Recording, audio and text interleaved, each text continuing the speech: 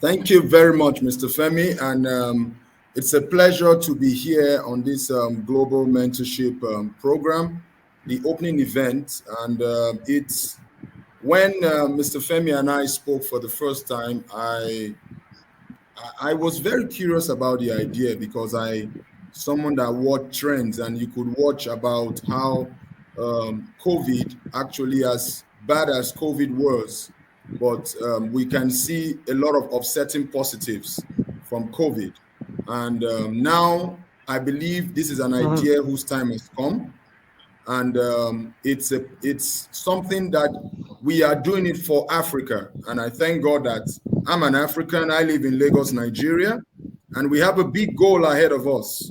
Like all the previous speakers have said, upskilling 5 million African freelancers in 5 years. And all the great speakers I want to stand on the existing protocol and say thank you to them. They really have made the job easy for me. I'm just to come and just put a little bit of icing to the great work that's been done. And to the convener, Mr. Femi, and to the entire team, thank you very much.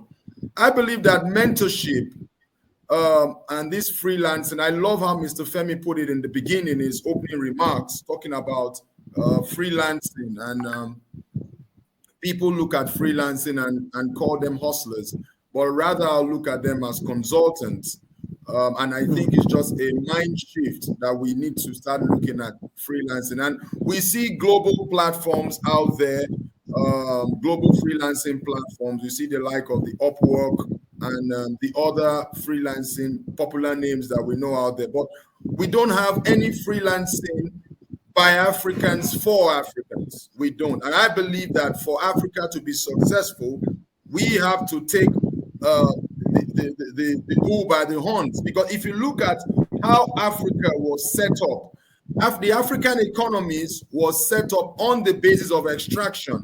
And that's how African economies have been set up over the years. Extraction. Different countries have oil, they have diamonds, they have gold, and everybody has been coming over the years to take what they want and take it back to their countries and all that. So Africa has been a gold mine, but now is the time for Africans to come together and synergize.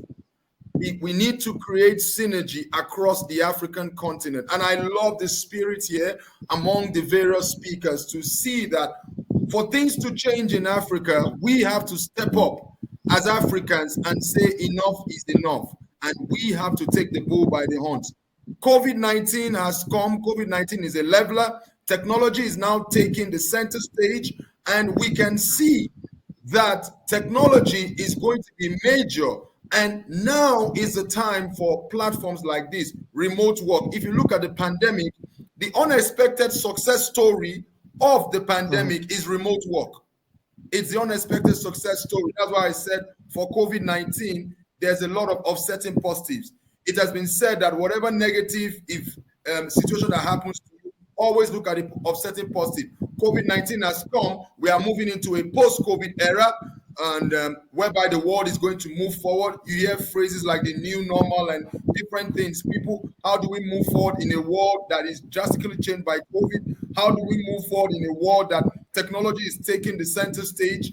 Now is the time for this idea. And that's why I was excited to put my shoulder to the wheel. You see, and the beauty about this is that an employee's ability to give value from anywhere, anytime, any place is a game changer in this pandemic. And that is why we are talking about this mentorship program. I have some slides to share, but I know that the time is very short. I don't know if I'll be able to still share my slides, but let me try and see if I'll be able to still share my slides. You can go ahead and share the slides, sir. Okay, thank you very much, Mr. Femi. Okay, I'm not going to go through everything.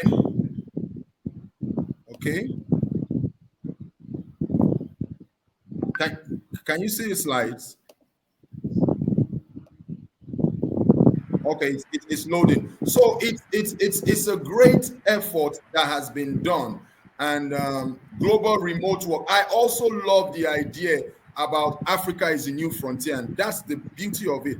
I can sit down and talk with you for hours and hours on the opportunities that I see and that I'm exposed to in various sectors of the economy, of how we look at foreign direct investment that is being pouring into the African continent. We can see the fintech space. We can see a lot of things that are happening. We can see a lot of mergers and acquisitions. We can see a lot of foreign FDIs pouring into the African continent. Now is the time for Africa to rise up. And I believe that for those of you who are listening, this global mentorship program is going to give you the necessary tools, and with the faculty that is involved here, they are going to give you what you need whereby to succeed. Of course, we believe in Africa. That's why we are doing this. Mr. Femi believes in Africa. Prof. Chris Jacobs believes in Africa. Miss Mugi Kuteli believes in Africa. Gabab believes in Africa. That's why they are here speaking about this and knowing that the future, the opportunities that we have available for this continent is going to be actualized.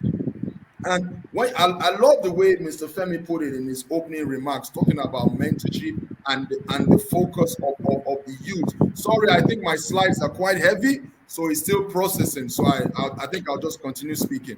I love how I put it about talking about going back into the days of Babylon, talking about how looking for youths who were cunning and people who could drive the future, because it has always been about the youths. And I believe the last speaker talked about what John F. Kennedy said in 1961.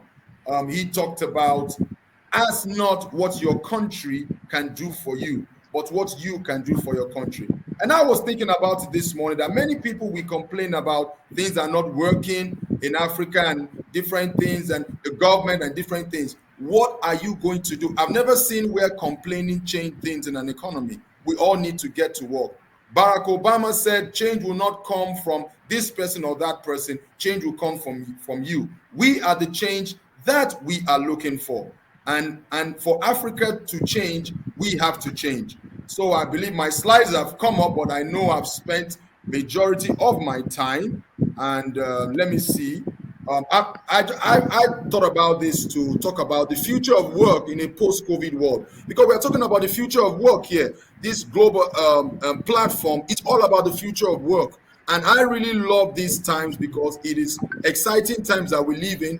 Work as we know it has changed. Now you're hearing in the workplace about on-site, remote, people are going to hybrid. And the world can never be the same after COVID. And that's where we're looking at the future of work. So how is the future of work going to be like in a post-COVID world? Because that's the era that we live in, the future of work. I'll skip this slide, of course. Yeah, that's my profile. Okay, now we all saw how COVID took a hold of the world beginning of 2020, and of course the world has not changed since the world has changed since COVID came and we went to lockdown. And over the past 2 years, it's been quite very tough and challenging. But yet, amidst the tragedy and uncertainty that we all saw, there's hope.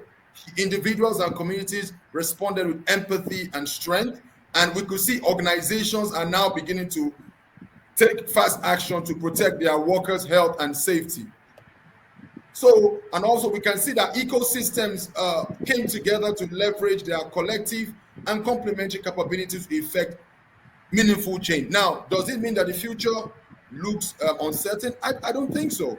I believe that the future is certain, because as human beings, when challenges come, we rise up to the challenges. What we can say is that the sudden shift to digital has provided a once-in-a-generation opportunity to imagine everything about how we operate our lives and about how we run our organization. Everything has changed about the 9-to-5 office culture. A lot of things have changed. I'm trying to hurry up because I know my time is short, Of course, we are seeing now that we have like collaborative tools now, like Slack, are playing an important role in a new kind of headquarters for the digital first world. And we can see opportunities for digital transformation are expansive and well-ranging.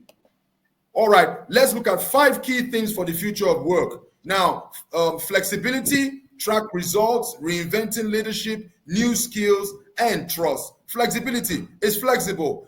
Before we know it, 9 to 5, you go to a place, you sit down. Now, employees can work from anywhere. Track results. Now, it's no more on, I have to come and sit down in an office. You're actually tracking my results. There are global remote opportunities that are open all over the world. Somebody can be in Nigeria and be working for a company in Silicon Valley. We are looking at new skills are coming into the fray. We're also looking at the element of trust, because trust is key in business. Now, the future is flexible. The world is ready for hybrid work. We are tracking results now, but not hours. We are reinventing leadership. Emotional intelligence is a new gold standard. We are seeing accelerated digitization and the reskilling imperative. And employers are trusted to deliver and employees are trusted to thrive. Mr. Femi, just notify me once my time is up so that I don't keep going on. My slides here are loaded. I have 64 slides, but I don't think I can go through everything. Yes, you have 3 minutes more, sir. You have 3 minutes more. I'll try to wrap up. I'll wrap up with this slide.